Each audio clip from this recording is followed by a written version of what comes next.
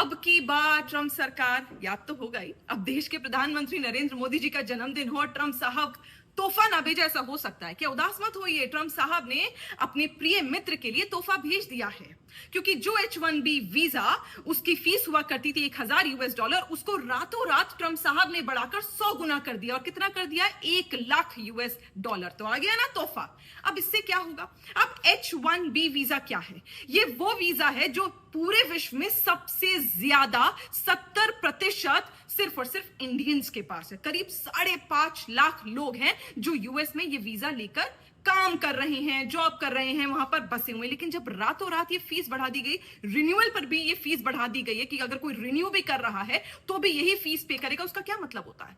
माने कितने लोगों की जॉब पर डायरेक्ट असर होगा, उनकी फैमिली पर डायरेक्ट असर होगा, ये शायद आप और हम हिंदुस्तान में बैठकर सोच भी नहीं सकते।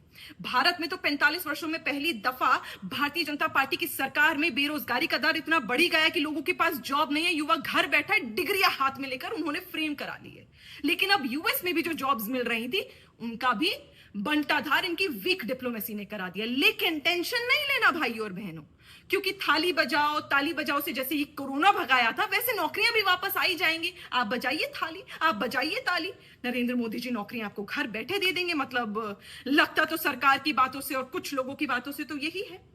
अब पत्रकार पत्रकारिता कर लें और जो लोग हैं वो देश की तरफ देख लें, क्योंकि क्या है ना, आईटी सेक्टर डूबेगा, बढ़ेगा, क्योंकि क्या है ना, बेरोजगारी और बढ़ेगी। तो वीक डिप्लोमेसी, ये जो झप्पियां पा पाकर आप डिप्लोमेसी दिखा रहे हैं ना, इसे डिप्लोमेसी नहीं कहते हैं। इतनी वीक डिप्लोमेसी कि आज आपके बर्थडे पर यह गिफ्ट आया है कि 100 गुना H1B वीजा की फीस बढ़ गई है। तो इन लोगों की नौकरियों का क्या होगा? और जो भारत में आपने बेरोजगारी बढ़ा रखी उनका क्या होगा? इसके जवाब कम से कम अब तो प्रेस वार्ता करके देश के प्रधानमंत्री देंगे। लेकिन हां, हम फिर भी कहेंगे क्या? अब की बार ट्रंप सरकार।